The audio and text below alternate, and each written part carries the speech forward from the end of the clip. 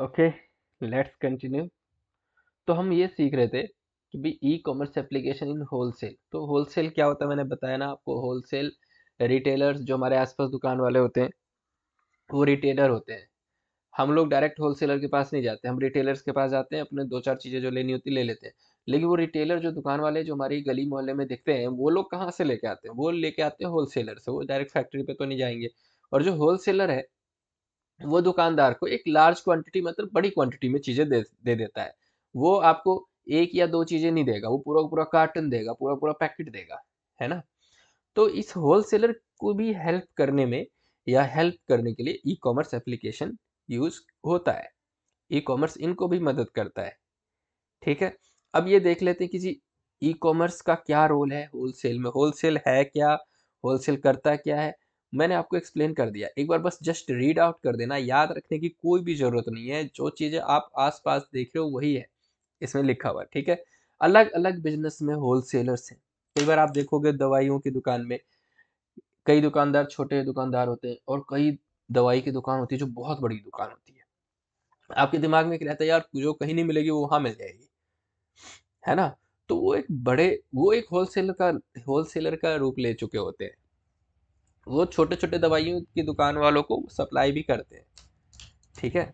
अब देखो इनको क्या बेनिफिट है, ई कॉमर्स आने से होलसेल वालों को क्या बेनिफिट है। तो पहला बेनिफिट क्या है, लोअर ट्रांजेक्शन कॉस्ट। एक ट्रांजेक्शन करने पे इनको जो कीमत लगती है वो कम लगती है। मैनुअली कोई भी चीज होगी तो यार ऑब्वियस सी बात है ना कि कॉस्टली हो जाएगी चीज, है ना। तो देखो लोअर ट्रांजैक्शन कॉस्ट लग जाती है। कैसे, ऑपरेटिंग कॉस्ट इनका कम हो जाता है। ये इजीली इंफॉर्मेशन ले पाते हैं, किस रिटेलर को क्या चाहिए वो ई कॉमर्स एप्लीकेशन यूज़ करके इसको बता देते हैं। क्विक रिस्पॉन्स, ये जैसे इसके पास ऑर्डर आया क्विकली वो डिलीवर कर देता है। थ्रू द इंटरनेट, इंटरनेट से जो होलसेलर है उसको बेनिफिट मिल जाता है कि भाई मैं दूसरों से कंपटीशन में आगे निकल जाऊं, ज़्यादा से ज़्यादा मार्केट शेयर अपने पास ले लूँ। मार्केट शेयर का मतलब कैप्चर कर लूँ, ज़्यादा से ज़्यादा रिटेलर्स को मैं ही सप्लाई करना शुरू करूँ। एक बात बताओ, मैं ये जो चीज़ें आपको एक्सप्लेन कर रहा हूँ, है ना, ये यूट्यूब के थ्रू कर रहा हूँ। तो इंटरनेट के माध्यम से ही तो ये सब चीज़ें पॉसिबल हो पा रही हैं। अगर ये इंटरनेट ना हो तो मैं क्या कर पाऊँगा। मैं बस ज़्यादा ज़्यादा अगर मुझे टीचिंग का इतना ही ज़्यादा शौक है तो मैं एक दो लोगों को पढ़ा सकता हूँ, या किसी कोचिंग में जाके जो 5-10 बच्चे होंगे उनको पढ़ा दूंगा। लेकिन लेकिन इंटरनेट के फायदे बता रहा हूँ, मुझे वहां जाने की जरूरत नहीं। मेरा ट्रांसपोर्टेशन कॉस्ट बच गया, तो लोअर ऑपरेटिंग कॉस्ट है।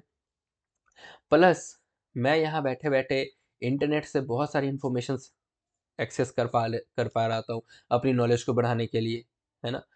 क्विक रिस्पॉन्स, आप जब मेरी वीडियो देखते हो कोई कमेंट कर देते हो या फिर मुझे लगता है इसका जवाब देना चाहिए, कोशिश करता हूँ ज़्यादा जल्दी से जल्दी जवाब देने की, है ना। और इंटरनेट के माध्यम से कि हो सकता है मैं उन टीचर से भी, वो लोग जितने बच्चों से कनेक्ट कर पा रहे हैं उससे ज़्यादा बच्चों से मैं कनेक्ट कर लूँ, मुझे बेनिफिट मिल जाएगा, है ना। तो ये सब कहानी है कि भाई ई कॉमर्स आने से स्पीड बढ़ गई है, जल्दी से रिस्पॉन्स मिल पा रहा है। मार्केट एनालिसिस, इंफॉर्मेशन लेना, दूसरों से बिजनेस में आगे बढ़ जाने में हेल्प हो रही है। जस्ट आपको रीड करना है, जो मैंने समझाया है आपको सिर्फ उतना ही दिमाग में रखना है, ठीक है। अब चलते हैं ऑनलाइन लर्निंग। अभी जो मैं एग्जांपल दे रहा था वो ऑनलाइन लर्निंग पे भी बेस्ट एग्जांपल सूट करता है। मैं जो आपको सिखा रहा हूँ और आप जो सीख रहे हैं ये ऑनलाइन ही तो है। इंटरनेट है तो आप देख पाएंगे। अब देखो school of open learning and IGNOU, IGNOU भी दूसरी यूनिवर्सिटी है जो डिस्टेंस में डिग्रियां देती है, ठीक है। उन्होंने ऑनलाइन ऑनलाइन लर्निंग का एक शुरू किया, भाई बच्चों को स्टडी मटेरियल देंगे। ये जो मैं स्टडी मटेरियल डाउनलोड करके आपको पढ़ा पा रहा हूँ just because of online learning, कि उन्होंने अपने वेबसाइट पे ये सारी चीज़ें दे रखी है, मैंने डाउनलोड कर लिया वहाँ से। वीडियो लेक्चर दे देते हैं वो, मैं भी आपको वीडियो लेक्चर्स ही तो दे रहा हूँ, ये ऑनलाइन लर्निंग का पार्ट है। ई पुस्तक दवर ऑनलाइन लाइब्रेरी, कोई बुक चाहिए तो ये ऑनलाइन लाइब्रेरी दे रहे हैं। ऑनलाइन लाइब्रेरी, ऑफलाइन लाइब्रेरी क्या है, ऑफलाइन लाइब्रेरी में हम जाएंगे वहाँ पे किताब लेंगे, है ना, और घर पे वो किताब लेके आके पढ़ेंगे या वही पढ़ लेंगे। लेकिन ऑनलाइन क्या है किसी वेबसाइट पे जाके वो सारी किताबें अवेलेबल है। ये जो किताबें मैंने जहाँ से डाउनलोड की, एक बार कह तो सकते हैं कि हाँ ये तो लाइब्रेरी हो गई। लाइब्रेरी मतलब यहाँ पे किताब अवेलेबल होती है, ठीक है ना। तो ये स्कूल ऑफ ओपन लर्निंग ने अपना ही एग्जाम्पल दे दिया एसओएल वालों ने कि भाई देखो ऑनलाइन लर्निंग ऐसे बोलते हैं, ठीक है। इन्होंने बता दिया कि कैसे कैसे हम आपको वीडियो क्लास देते हैं, एडिशनल मटेरियल देते हैं, सीबीसीएस की वीडियो देते हैं, ये सब ऑनलाइन लर्निंग का पार्ट है, राइट। अब भाई सरकारी किताब है ना, इसलिए यहाँ पे बाईजू और अनअकैडमी का एग्जाम्पल तो रहेगा नहीं ना, इनके खुद के एग्जाम्पल रहेंगे। तो ये ऑनलाइन जो बाईजू है, अनअकैडमी, ये सब ऑनलाइन लर्निंग का ही पार्ट है।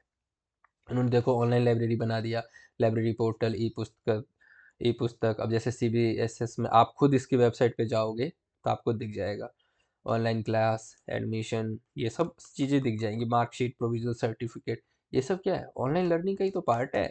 रिवोल्यूशन आ गया पूरे तरीके से ना हर इंडस्ट्री में, और सबसे ज़्यादा तो इस एजुकेशन इंडस्ट्री में आया है कि अब घर बैठे लोग पढ़ पा रहे हैं, घर बैठे लोग डिग्री ले पा रहे हैं, ठीक है। Now E publishing and E entertainment. अब ये देखो एक गवर्नमेंट ऑफ, मतलब क्या, ई पब्लिशिंग क्या, कोई किताब पब्लिश करनी होती थी तो किसी पब्लिशर के पास जाते थे जो पब्लिश करेगा किताब, भाई ये मेरा कंटेंट है, आप इसको छाप दो, किताब बना दो। लेकिन अब इतने पैसे नहीं है तो आप उसको पीडीएफ फॉर्म में क्रिएट करके इलेक्ट्रॉनिकली किसी वेबसाइट पे जाके डाल सकते हो, बच्चे वहां से डाउनलोड कर देंगे, तो ई पब्लिश हो गया है ना। एंटरटेनमेंट की भी बात करें तो इलेक्ट्रॉनिकली एंटरटेन कर पा रहे हैं हम अपने आप को। वैसे यूट्यूब पे जो आप हम वीडियोस देखते हैं एंटरटेनमेंट के लिए, वो ई एंटरटेनमेंट का ही तो तरीका है। हम्म। पहले हम एंटरटेन करने के लिए फिजिकली खेलने जाते थे, बाहर घूमने जाते थे, लेकिन हम घर बैठे मोबाइल में देख लेते हैं वीडियो और एंटरटेन कर लेते हैं खुद को। तो ये ई एंटरटेनमेंट का एक एग्जाम्पल है। ये देखो government of India central public procurement portal, इनका एक वेबसाइट है ई पब्लिशिंग का। यहाँ पे अब गवर्नमेंट ऑफ इंडिया को एक बात बताओ, कितनी कॉस्ट की सेविंग है। गवर्नमेंट ऑफ इंडिया को कोई नोटिफिकेशन इशू करना है, अपने पोर्टल पे जाएंगे, अपने वेबसाइट पे जाएंगे और वहाँ पब्लिश कर देंगे। आज दिल्ली यूनिवर्सिटी या एसओएल को कोई रिजल्ट देना होता है, रिजल्ट डिक्लेयर करना है, आपका एडमिट कार्ड देना है, तो वो कहाँ आपके घर थोड़ी ना आएंगे बाई पोस्ट लेके, कितना पैसा खर्च होता था पहले। अब तो सीधे बोल देते हैं कि, और नोटिफिकेशन इशू कर देते, भैया डाउनलोड कर लेना एडमिट कार्ड। इंटरनेट का ज़माना है, सीख लो इंटरनेट चलाना। और ऑलमोस्ट अब तो छोटे छोटे बच्चे इंटरनेट चलाते हैं, तो हम तो फिर भी बड़े हो गए, है ना। तो ये सब एक एग्जाम्पल है। Implementing e procurement. E procurement क्या है, प्रोक्योरमेंट मतलब होता है परचेज करना, मतलब खरीदना, खरीदने को परचेज बोलते हैं, परचेज को प्रोक्योरमेंट बोल रहे हैं। अब अगर इलेक्ट्रॉनिकली कैसे परचेज करें, और इलेक्ट्रॉनिकली परचेज करने से बेनिफिट क्या है, एक बात बताओ। मेरा छोटा सा बिजनेस है, मुझे कोई चीज़ खरीदने के लिए बार बार किसी जगह पे जाना होगा, उस वेंडर से मिलना होगा, उस सप्लायर से मिलना होगा, अपना पेट्रोल खर्च करूंगा, गाड़ी का कॉस्ट हो गया, है ना, ट्रांसपोर्टेशन कॉस्ट हो गया, टाइम वेस्टेज है, जाना, उससे मिलना, सारी चीज़ करना, फिर उससे लेके आना। लेकिन ई प्रोक्योरमेंट क्या, मैं जिन जिन सप्लायर से काम करता हूँ उनसे बोलूँगा भाई तुम लोग अपना ऐप वैप भी चलाते हो क्या, तुम अपना ऐप बता दो, मैं डाउनलोड कर लेता हूँ, मैं अपनी रिक्वायरमेंट उस ऐप में डाल दूंगा और तुम्हारे पास इन्फॉर्मेशन आ जाएगी, भेज देना मेरे घर पे। या आजकल एक नया भी चल पड़ा जो इजी है, व्हाट्सएप बिजनेस। इतने सारे ग्रुप्स बन जाते हैं ऑफिसेज के, तो बिजनेस से रिलेटेड सारी डिस्कशंस उसमें होती है। ये सब क्या है, अब व्हाट्सएप ग्रुप बना दिया जी परचेजिंग का, तो ये ई प्रोक्योरमेंट का ही तो एक एग्जांपल हो जाएगा। आई होप कि आपको समझ में आ रहा होगा। मैं बहुत ही लेमैन लैंग्वेज में, बहुत ही सिंपल लैंग्वेज में इन सब चीज़ों को एक्सप्लेन करने की कोशिश कर रहा हूँ। कोई भी कन्फ्यूजन रहता है तो प्लीज़ मुझे बताना, ठीक है। तो ऐसा खरीदने का तरीका जिसमें इंटरनेट का यूज हो रहा है, इलेक्ट्रॉनिकली चीज़ें हम अपनी रिक्वायरमेंट किसी को बता पा रहे हैं, उससे क्या हो जा रहा है, क्विकली, जल्दी से जल्दी उस बंदे को हमारी रिक्वायरमेंट का पता चल पा रहा है और वो हमें सप्लाई कर देता है। तो वही सारी चीज़ें देखो, ई प्रोक्योरमेंट से हम क्या एक्सपेक्ट करते हैं, quick and positive result with minimum risk, जल्दी और पॉजिटिव रिजल्ट आए, कोई रिस्क ना रहे, ह्यूज बाइंग पोटेंशियल, ज़्यादा से ज़्यादा मैं ईजिली खरीद सकता हूँ, ठीक है ना। नेगोशिएट फेवरेबल कॉन्ट्रैक्ट फ्रॉम सब, अपने सप्लायर से नेगोशिएट कर सकता हूँ कि भाई देख, जो तू मुझे दे रहा है ना, जिस रेट से, जो भाव तू लगा रहा है ना इस गुड्स का, 3-4 सप्लायर और ढूंढ लिए मैंने, ऑनलाइन कोटेशंस ले लिए मैंने उनसे, वो तो तेरे से 2 रुपए कम में दे रहे हैं, वो तेरे से 4 रुपए कम में दे रहे हैं। तो आप देख रहे हो, नेगोशिएट करने की पावर आपकी बढ़ रही है because of e procurement. Electronically आज सरकार को कोई कॉन्ट्रैक्ट देना होता है ना, किसी कोई टेंडर निकालते हैं तो वो ऑफलाइन कुछ नहीं होता, ऑनलाइन टेंडर निकालते हैं और बोलते हैं आओ जी अपना बिडिंग दो, अपनी बोली लगाओ, और सरकार को अच्छा सा अच्छा पैसा मिल जाता है, क्योंकि अब ज्यादा से ज्यादा लोग पार्टिसिपेट कर रहे हैं, बिजनेस वाले जो ज्यादा से ज्यादा बोली लगा देते हैं। तो ह्यूज पोटेंशियल है, ठीक है ना। Limiting the number of supplier by choosing only efficient companies as preferred supplier.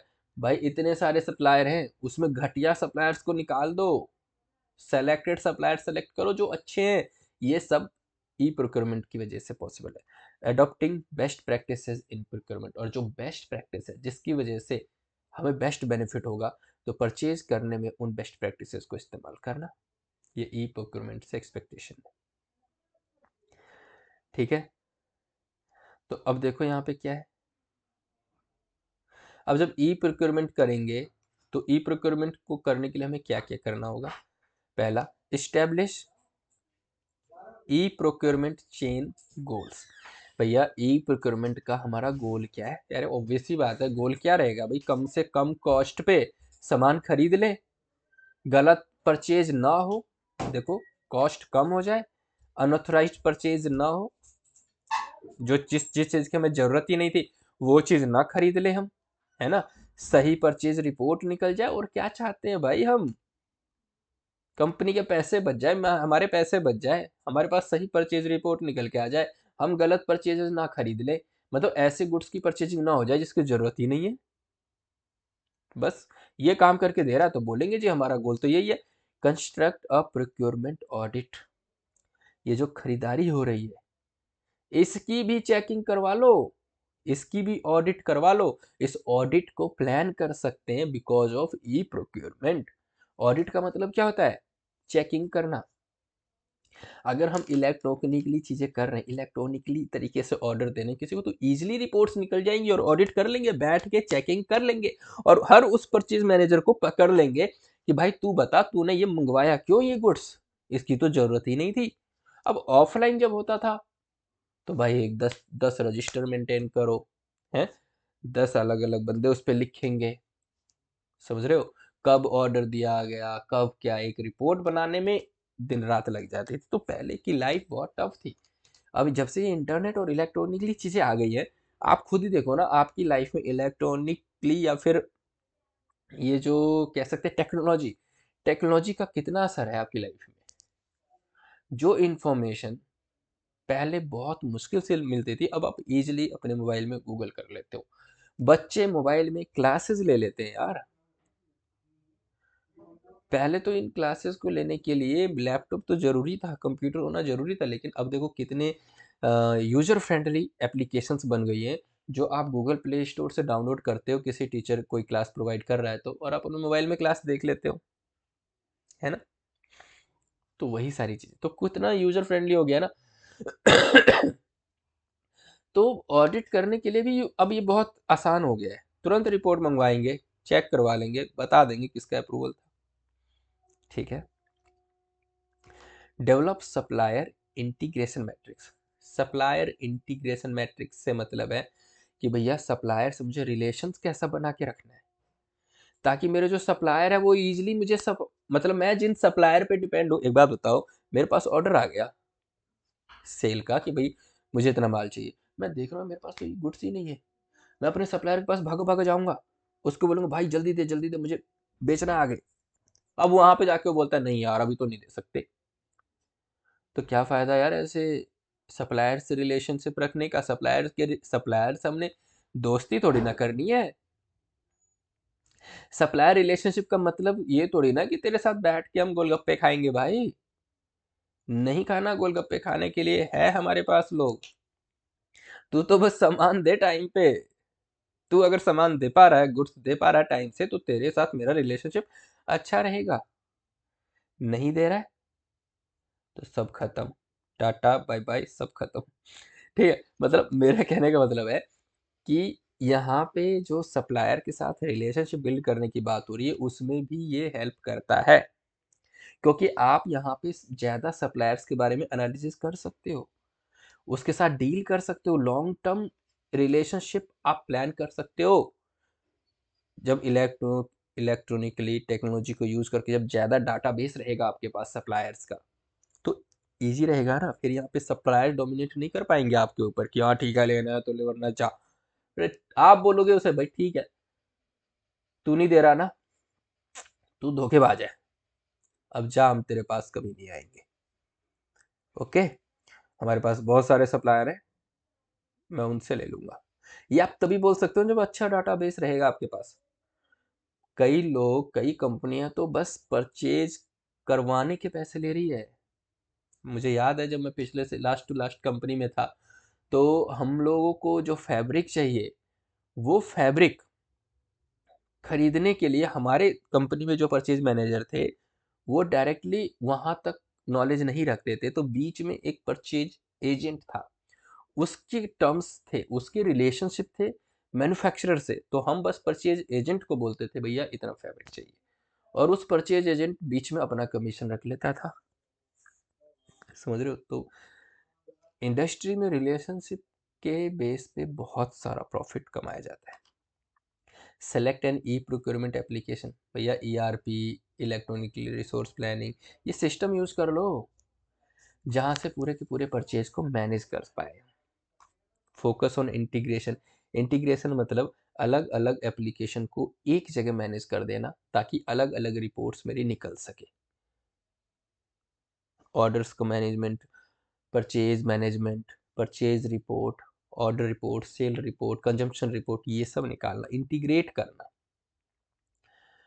अब एक बात बताओ, आपके मोबाइल में आप अपने जीमेल भी एक्सेस कर लेते हो, है ना, यूट्यूब भी चला लेते हो, अदर बैंकिंग की भी एप्लीकेशन यूज कर लेते हो, तो ये क्या है?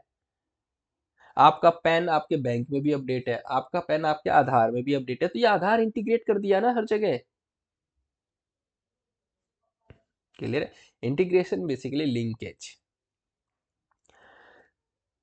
एजुकेट द स्टाफ, भैया स्टाफ जो लोग काम करते हैं किसी कंपनी में, अगर वहाँ जब टेक्नोलॉजी आती है ना, तो एक डर रहता है हमेशा, यार हमारी नौकरी चली जाएगी, क्योंकि टेक्नोलॉजी पे आ गया तब तो मशीनें कर देंगी काम। तो उनकी दिमाग से ये डर हटाना कि भैया देखो, हम तो आपकी इम्प्रूवमेंट के लिए चीज़ें लेके आ रहे हैं, बिजनेस का रेशियो बढ़ाना है, बिजनेस के टर्नओवर को बढ़ाना है, तो हमें अब मशीनों पे डिपेंड होना पड़ेगा, और आपको वो मशीनें कैसे यूज़ करना वो हम सिखा रहे हैं।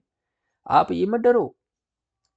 ले ऑफ का डर, मतलब निकाले जाने का खतरा जो उनके दिमाग में, वो हटाना पड़ेगा। अपने स्टाफ को एजुकेट करो, बताओ उनको कि कितना ज़रूरी है बिजनेस को बढ़ाने के लिए टेक्नोलॉजी को अडॉप्ट करना, इलेक्ट्रॉनिकली चीज़ों को मेंटेन करना। राइट? आई होप कि आपको समझ में आ रहा होगा। अब चलते हैं आगे। ई प्रोक्योरमेंट में अब कुछ कुछ इन्होंने कैटेगराइज कर रखा है। पहला है ई सोर्सिंग। अभी मैंने आपको एक एग्जांपल दिया अपनी कंपनी का, लास्ट टू लास्ट कंपनी का, कि जो एक बंदा है ना, वो सिर्फ क्या कर रहा है, वो मैन्युफैक्चरर को जानता है, और वो ही बंदा यहाँ कंपनी को भी जानता है। कंपनी मैन्युफैक्चरर को नहीं जानती, या मैन्युफैक्चरर तक पहुंच नहीं सकती, क्योंकि जो मैन्युफैक्चरर है वो कंपनी को उतनी कम क्वांटिटी में सप्लाई नहीं कर सकता है जितनी कम क्वांटिटी में उसको ये सब चाहिए। जो मैन्युफैक्चरर है कंपनी को डायरेक्टली उतनी कम क्वांटिटी नहीं दे सकती, लेकिन जो परचेज एजेंट हैं, ये परचेज एजेंट सिर्फ हमारी कंपनी के लिए तो काम कर नहीं रहे, ये तो हमारी जैसी 100 कंपनियों के परचेज एजेंट बने बैठे हैं। तो ये क्या करते हैं, 100 कंपनियों का ऑर्डर फैब्रिक का लेते हैं, और फिर वो पूरा ऐड करके बोलते हैं सामने मैन्युफैक्चरर को, भैया मुझे इतना फैब्रिक चाहिए, इतना कपड़ा चाहिए, और उसके बाद वो बल्क में ले लेते हैं वहां से, उसके बाद अलग अलग कंपनी को दे देते हैं। मजबूरी है ना कंपनीज की, डायरेक्ट मैन्युफैक्चरर तक नहीं पहुंच सकते। तो ये जो बीच में जो काम कर रहे हैं इसे बोलते हैं सोर्सिंग। इसे क्या बोलते हैं? सोर्सिंग। ये सोर्सिंग का ही काम कर रहे हैं। ठीक है, तो ये सब चीजें एक बार बस रीड कर लेना आप। नेगोशिएट करते हैं हैवी वॉल्यूम के ऊपर।